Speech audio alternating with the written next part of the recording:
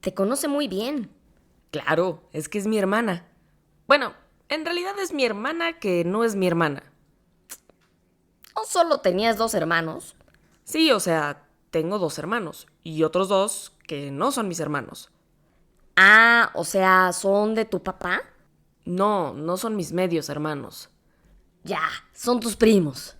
Tampoco son mis primos, caramba. ¿Eres un sándwich de tus hermanos entonces? O sea, no. Ay, perdón, es que pues, ajá, mis gatos. Pero, o sea, no. O sea, soy la hermana menor, pero a veces también soy la mayor. ¿Sabes qué? Olvídalo. No recomiendo tener hermanos. Esto es No Recomiendo, un podcast de antirrecomendaciones de la vida y de lo que consumimos.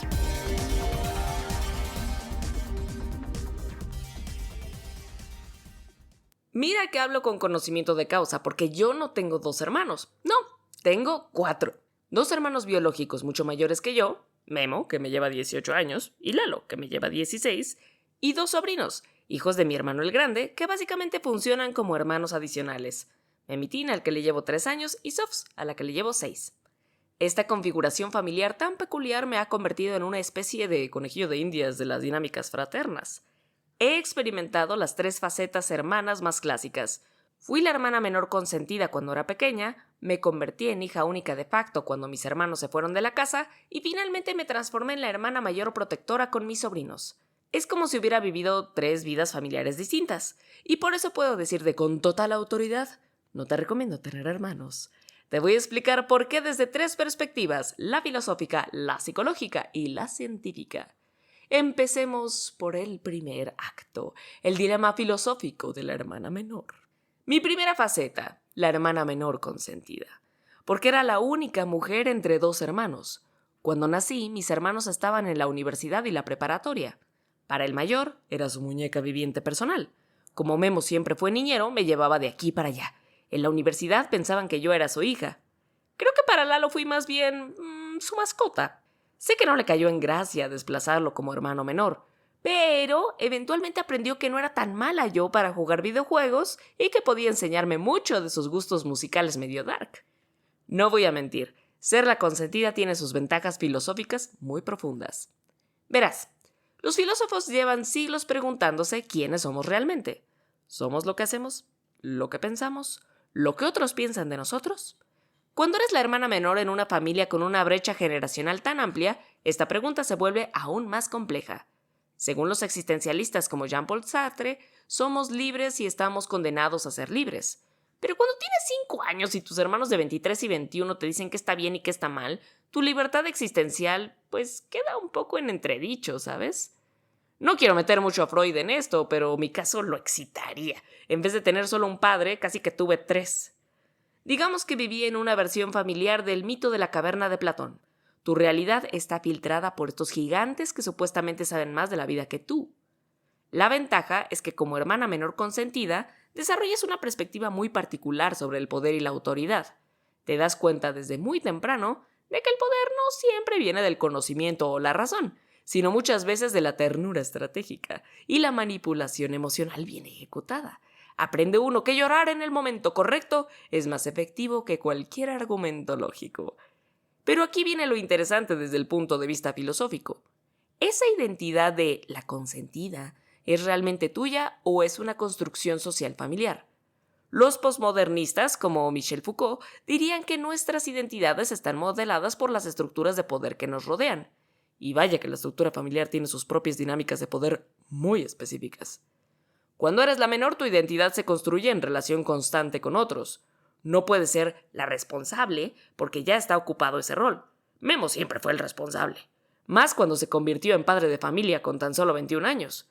No puede ser el rebelde porque también está tomado ese rol. Lalo amaba la fiesta cuando era joven. Me quedaba ser la linda, la pequeña, la adorable que aprendió a leer. Algo así como una bookish daughter. Es una identidad por descarte. Y ahí es en donde entra la crítica filosófica seria. ¿Qué pasa cuando tu sentido del yo está tan ligado a ser la menor que no sabes quién eres cuando no hay nadie más pequeño que tú con quien compararte? Podría darme para crisis existencial permanente. Los hermanos menores a menudo crecemos con un complejo de síndrome del impostor crónico porque nunca tuvimos que desarrollar completamente nuestra propia autoridad.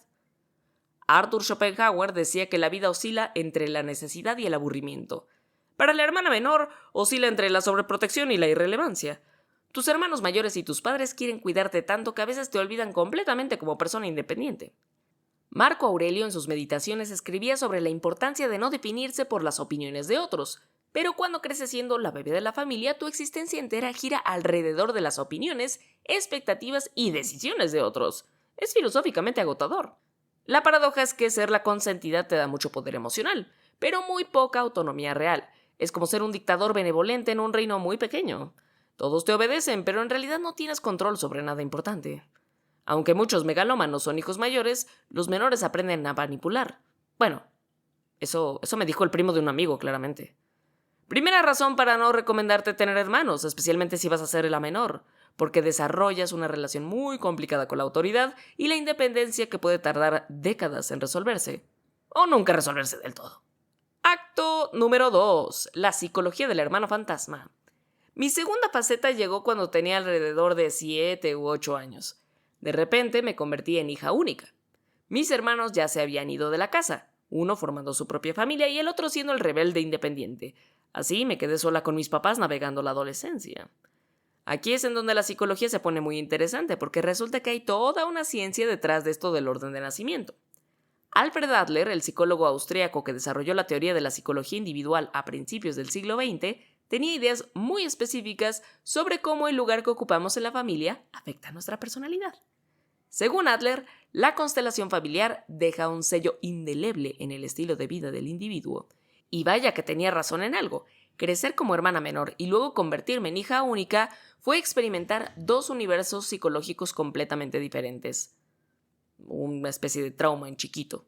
Porque de pronto me faltaba con quién jugar. Créanlo o no, con esos dos bigardones jugaba mucho, aunque fueran videojuegos, pero jugaba. Bueno, la teoría de Adler sugiere que los hermanos mayores tienden a ser más conservadores, orientados al liderazgo y responsables, porque desde pequeños asumen el cuidado de los menores. Los hermanos medianos desarrollan habilidades de negociación porque constantemente tienen que mediar entre mayores y menores. Y los hermanos menores tendemos a ser más creativos y relajados, pero también más dependientes. Pero ¿qué pasa cuando de repente ya no eres la menor de nadie?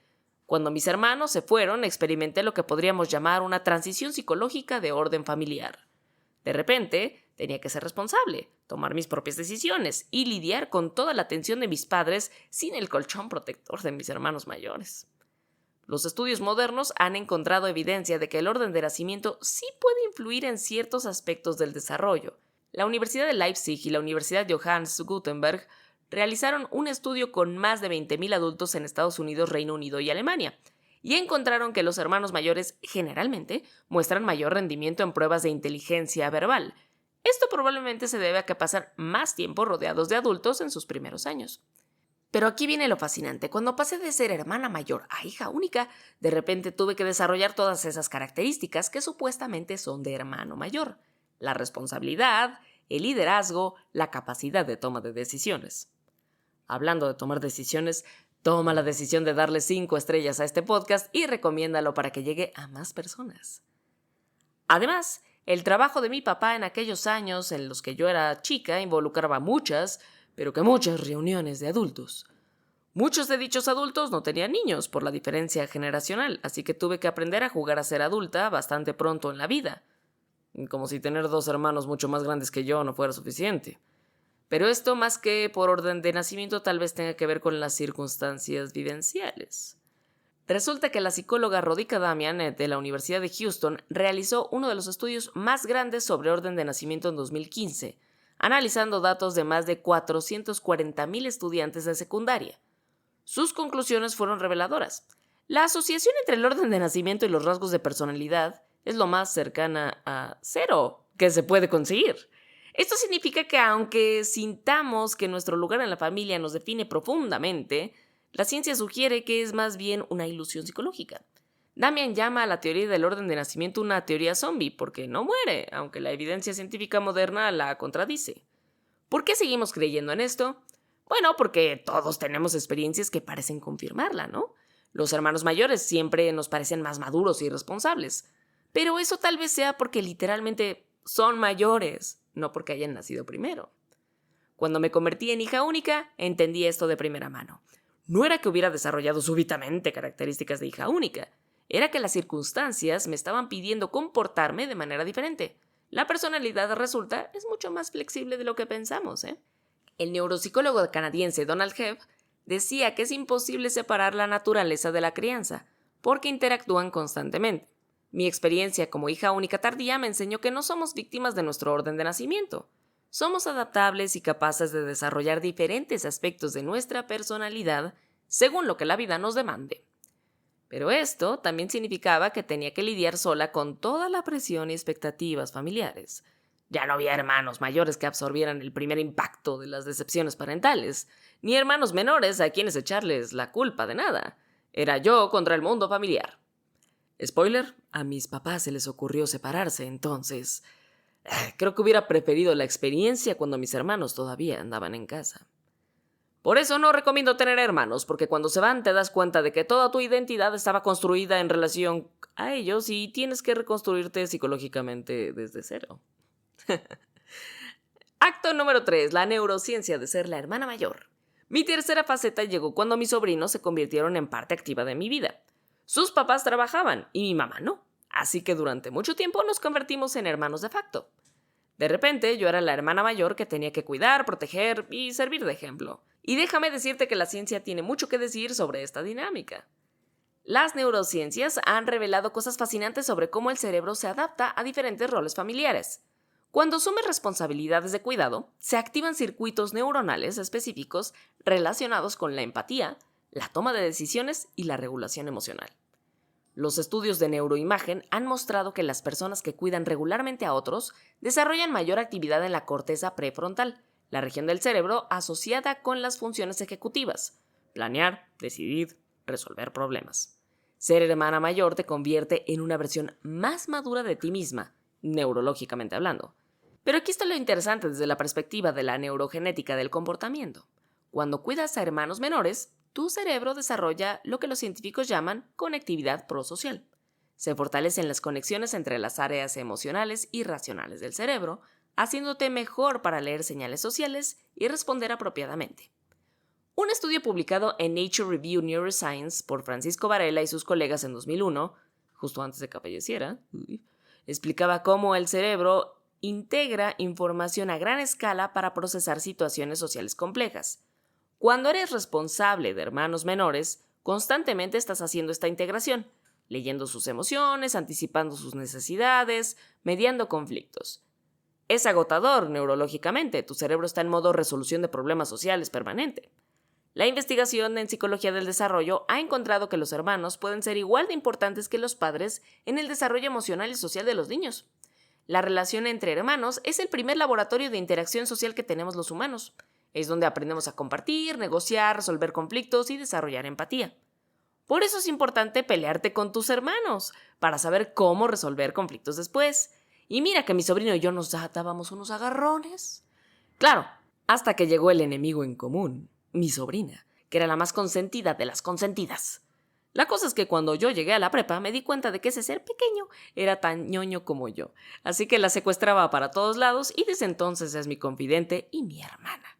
Normalmente ni explico que es mi sobrina, hasta hablamos igual. Volviendo a ser la hermana mayor, desde esta perspectiva, esto significa que llevas una responsabilidad emocional enorme.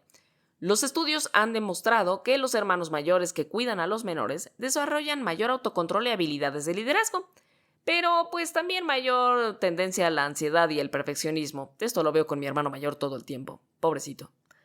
La neurociencia cognitiva nos dice que esto tiene sentido evolutivamente. Los humanos somos una de las pocas especies donde los hermanos mayores participan activamente en el cuidado de los menores. Esta característica probablemente fue crucial para nuestra supervivencia como especie, pero a nivel individual, pues puede ser algo demandante. Las técnicas de neuroimagen como la resonancia magnética funcional han revelado que cuando los hermanos mayores ven a sus hermanos menores en situaciones de estrés, se activan las mismas áreas cerebrales que cuando los padres ven a sus hijos en peligro. Literalmente tu cerebro te dice que eres parcialmente responsable por el bienestar de tus hermanitos. Con mis sobrinos experimenté esto de primera mano. Memitín y Softs no eran técnicamente mi responsabilidad, pero mi cerebro no conoce tecnicismos familiares. Cada vez que alguno de ellos tenía problemas, yo sentía esa punzada neurológica de tengo que arreglar esto. Con Memitín, por ejemplo, le mandaba a mis amigos para defenderlo en la escuela.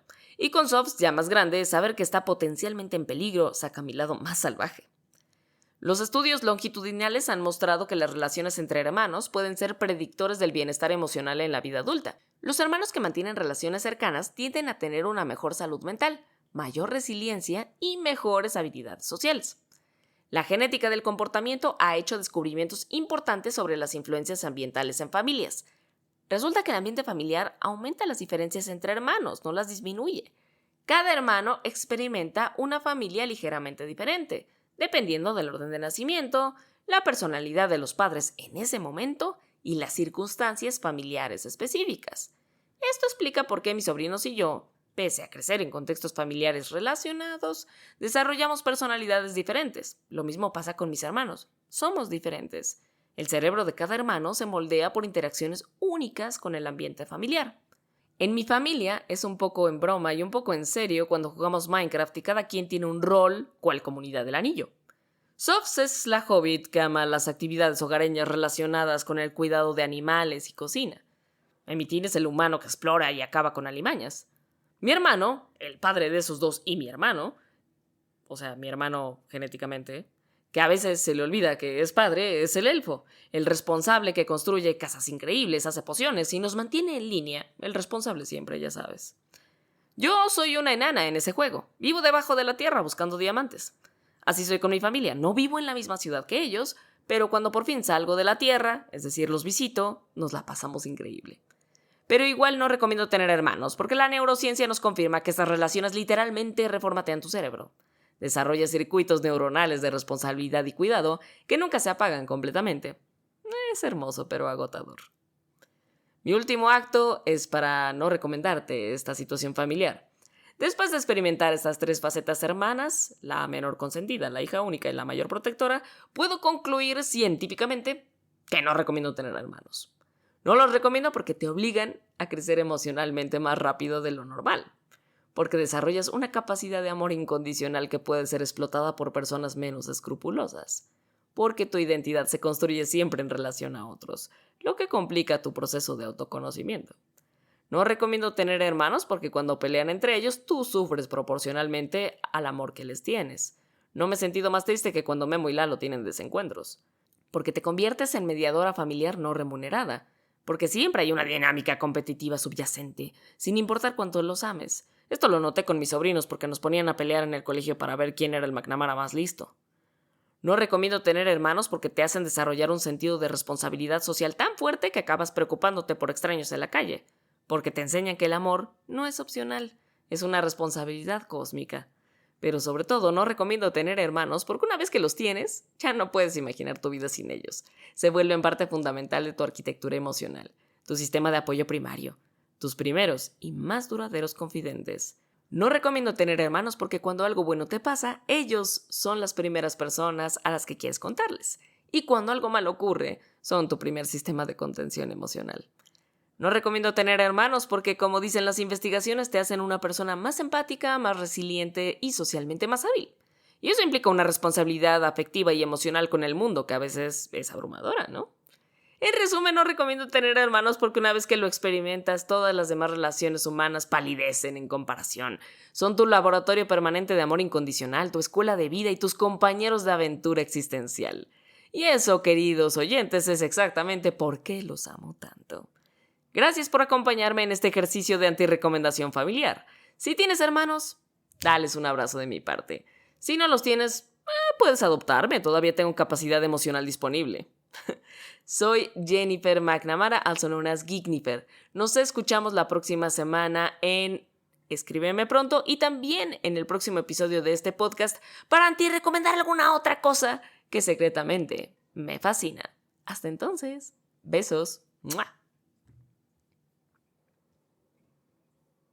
Esto fue No Recomiendo, un podcast de antirrecomendaciones de la vida y de lo que consumimos.